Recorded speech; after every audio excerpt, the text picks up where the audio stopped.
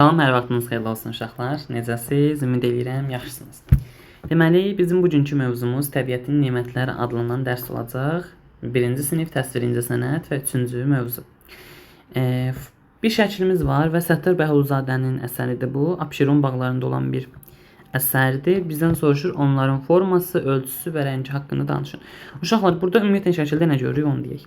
Şəkildə görürük meyvə, nara bənzəyir bu. Sonra burada səbətlər var, meyvə səbətləri. Burada üzümlər görürük. Rəngbərəng narlar görürük. Sonra bu tərəfdə zeytun görürük. Sonra bu tərəfdə gül vazoları görürük və s. Deməli, biz burada bir sıra təsvirləri müşahidə etmiş oluruq.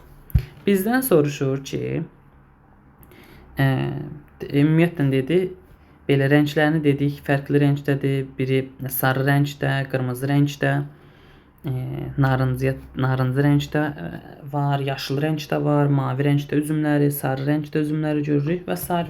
uşaqlar. Belə. Təbiətdəki varlıqların müxtəlif rəngləri, ölçüləri və formaları olur. Bəli, bunları bilirik. Formalar dairə, kvadrat, üçbucaq və başqaları ola bilər. Forma əşyanın ümumi görünüşüdür. Yəni, nə formasındadır? Gəlin baxaq. Bizdən soruşur ki, formalar bir-birlərindən nə ilə fərqlənir? Ətrafınızda bu formaları daha nələr var?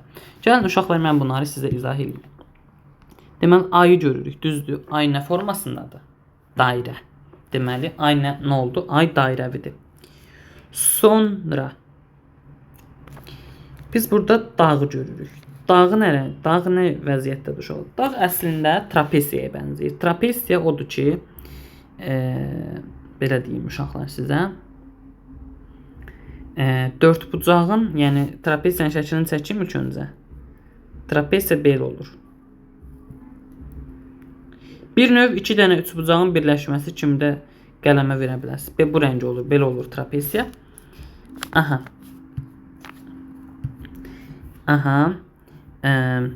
Bu isə nə oldu? Bu da kvadrat oldu uşaqlar. Kvadrat rəngi, kvadrat formasında olmuş oldu. Belə.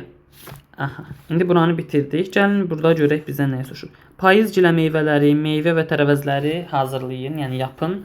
Onların forma, ölçü və rənglərini əvvəlcədən müəyyən edin. Gəlin baxaq. Mən uşaqlar bunu sizdən eləyə bilməyəcəm, amma ən azından rəngləri, formaları və ölçüləri haqqında sizə yaxşıca məlumat verim. Gəlin. Deməli, rəngi oldu bənövşəyi, rəngi oldu narıncı, rəngi oldu sarı, rəngi oldu tünd narıncı. Belə. Deməli, bunların rənglərini sizə dedim. Formaları, gəlin indi formalarına nəzər salaq. Formaları dairəvi, yenə bu da dairəvi gedir, amma kök artıq olur nə? Konus formasında, konus. Konusda uşaqlar budur, baxın. Konus üçbucaq və altı dairəvi formada olan bir şeydir, belə. Konus belə olur. Yəni, yanları üçbucaq kimi altı dairəvi formada. Deməli, kök də oldu konus formasında. Aha, ətrafınızda əşyaların formaları, ölçüləri və rəngləri necədir? Uşaqlar, məsələn, stəkana baxaq. Stəkandan gündəlik çay içirik, su içirik. Stəkan nə olur? Stəkan. Belə çəkim.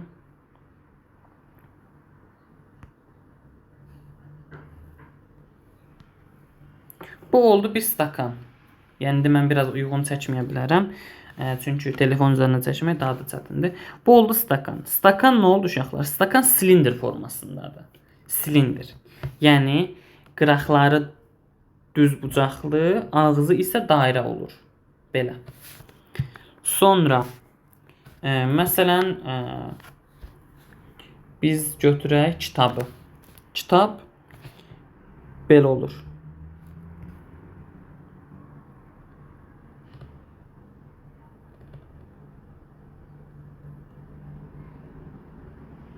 İlk öncə bu qıraq hissəsi olur kitabın. Burada da məsələn yazılır 7-ci sinif musiqi. Məsələn, belə bir musiqi, belə bir şey yazılır. Bu hissəsi belə olur. Və buradan artıq oxumaq olur. Deməli, nə oldu? Bu da oldu bizim kitab. Kitab necə olur uşaqlar? Kitab düzbucaqlı formasında, kvadrata bənzəyən formada olur və belə deyim, əslində yarı kub vəziyyətinə də gətirilib çıxa bilər. Forma olaraq düzbucaqlıdır, amma altı üzü artıq olduğu üçün kvadrat da sayılmış olur. Belə. Sonra digər hissəyə keçid alaq. Belə. Forma və yapma. Forma bildiyimiz kimi yeni sözləri öyrənirik. Öncə bu hissəyə baxın. Mən bunu həmişə sizə izah eləyirəm. Yadınızdan çıxartmayın.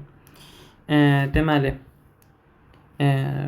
forma əşyanın əsas hissəsini bildirir. Yəni, əşya necə təsvir olunur? Buna cavab tapır. Mən deyirəm ki, stakan nə formadır? Stakanın forması nədir? Deyirsən, silindir. Bu qədər bəsit. Yapma isə yapmaq feilindəndir uşaqlar. Yəni, hazırlamaq. Yəni, nədənsə bir şeyi hazırlamaq mənasına gəlir. Yəni, məsələn, silindirdən, məsələn, stakanın hazırlanması.